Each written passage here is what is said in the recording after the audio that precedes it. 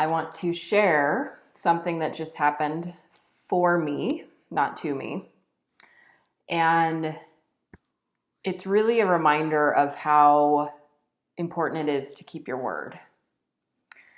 So it's been a long time since I've really interacted or had to deal with people that don't keep their word. I just got rid of that from my life like many years ago because those people are, you can't even work with them. So just recently I had a client who did not keep his word. And this is a very small client, tiny, just one little project. So he and I agreed on a fee for a project that I would write for him. We agreed on it. He paid the first half. I delivered the project, and then he, on election night, I think this was election night, he got the copy that I wrote, and he said something like, times are crazy now, aren't they? So that, I think it might have been the day after the election. But, we were all glued to whatever source of information we were following that night, and it was all about the election. So this client was like, times are crazy now. I haven't even looked at your file yet. I don't even think I'll have time to get to it. So I said, okay, just let me know when you're ready. He was going to let me know if he needed any additional rounds of revision on it. Now, usually when I write something for a client, it's so good that they don't actually need any revisions. And I use that as a way of testing who they are. If they need a ton of revisions, that usually shows me that they're not a good fit and they'll be a pain in the butt to work with. But I always offer, revisions on a piece of writing that I send to my clients, just as a little bonus. And then if they choose to use that, if they need like one round of revisions, or maybe even two, that's fine. But if they have endless demands, it's a red flag. So I sent him the first draft, and he gives me this excuse about times are crazy right now. And I'm thinking, they are? Maybe for your life. 3 weeks go by, and I don't hear anything from this client. And so I ask him to submit the final half of the payment as agreed. And he gives this another laundry list of excuses as to why he can't pay it or why he won't pay it, as if it's my fault, as if it has anything to do with me. Now, the interesting thing is when I first was interacting with this client, my intuition told me something's off with this guy, right? My intuition is like spot on. I just need to listen to it. So I got the little ping, the little like notification early on that something was not right with this guy. And there were little clues along the way. His website didn't have any trace of who he was or who, the founders of the company were. So that's always a red flag. If someone is trying to hide behind their website or hide behind their product and there's anonymity there, that's a red flag. That shows that the person is not forthcoming. And then, he what is that word? Haggled. He wanted a discount. Like I was already offering him kind of a low fee for this project, and he wanted a discount on the low fee. So that's another red flag. But I agreed to it.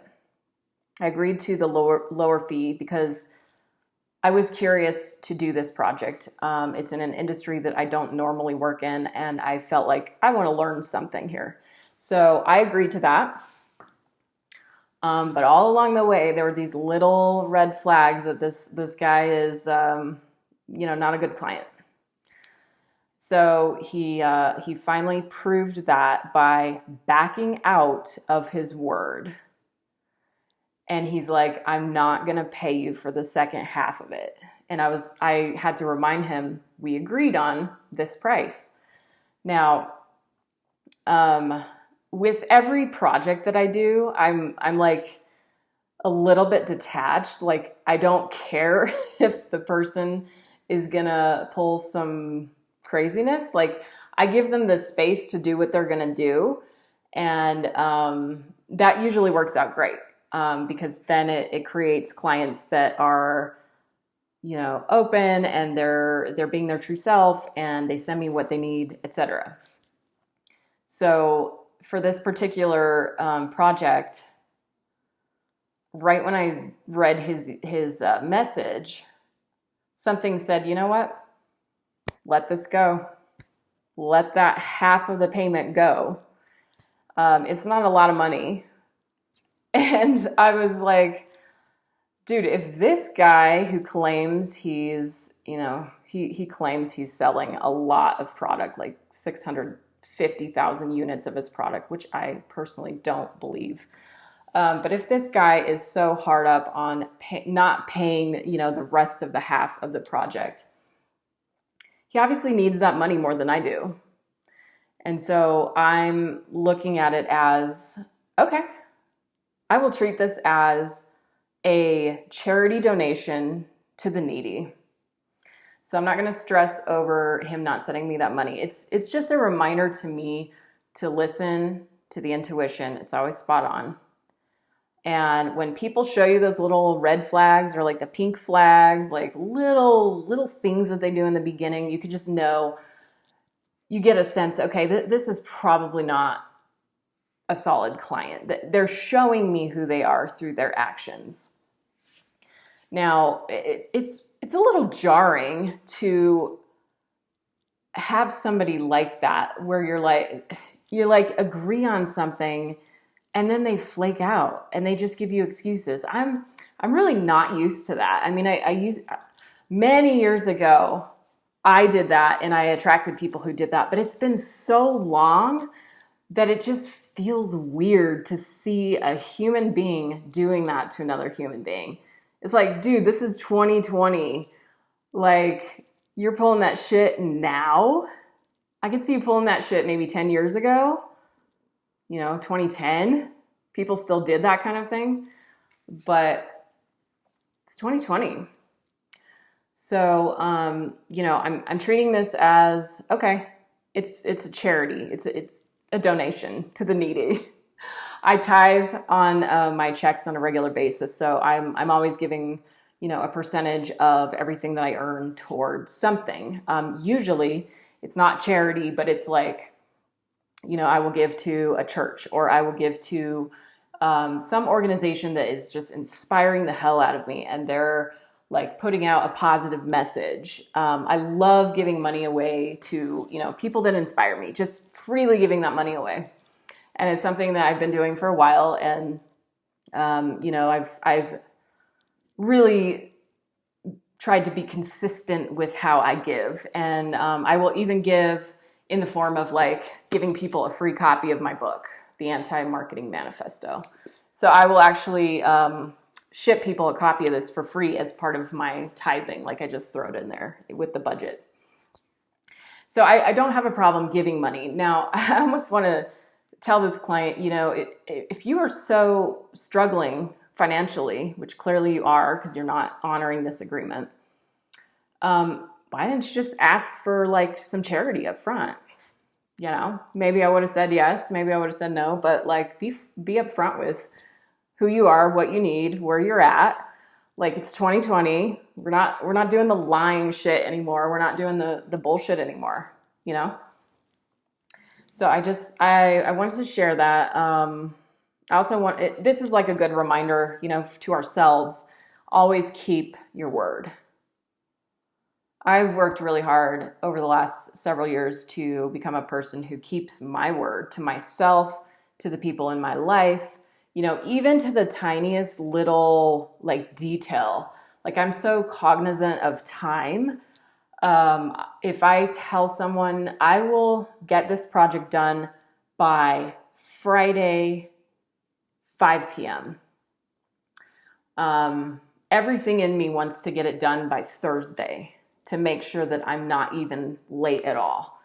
And I see people constantly that are like, oh yeah, I'll have this done by Monday, end of business day. And then Monday, end of business day comes, I don't hear from them until Tuesday. I don't hear from them until Wednesday. And I'm like, dude, sloppy. So it's kind of human nature, but it's also like, I think there's people out there that are really sharp with their word. There actually are people out there like that. And it's refreshing to be around those people and to do business with them because you can count on them. They're reliable.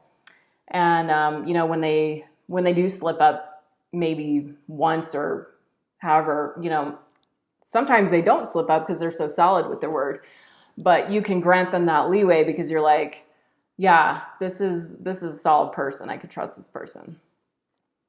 It's very inspiring to think of like never going against your word, not even slightly, not even for the biggest reason that you can think of, not even if someone died, not even if, someone got elected as president, just knowing that you're so solid in your own word and keeping your word and being very careful with your promises, not promising something if you aren't sure 1,000% if you're going to deliver in that specific manner in the way that you said you would. Simply not promising things is like a great way to make it easier to keep your word because you're not going around throwing around these promises.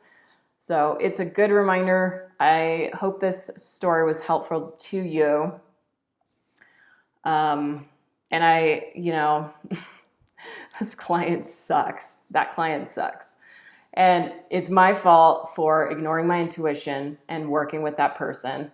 So, I just think of it as the money that I lost is like a lesson in listening to your intuition and just don't do it again. So, I talk to people constantly who need writing help and I'm always like listening to my intuition and I'm like, how do I feel talking to this person? Does this person give off a shady vibe?